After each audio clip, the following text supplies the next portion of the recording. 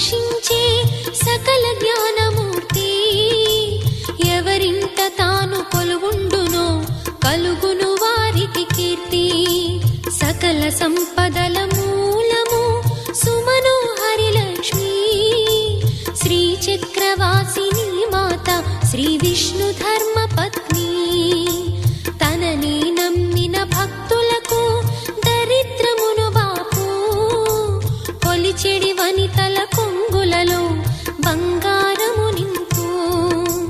అష్టలక్ష్ముల రూపున అవతారం దాల్చినది.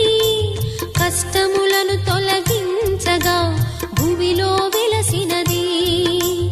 లక్ష్మీదేవి కథ శ్రీ లక్ష్మీదేవి కథ.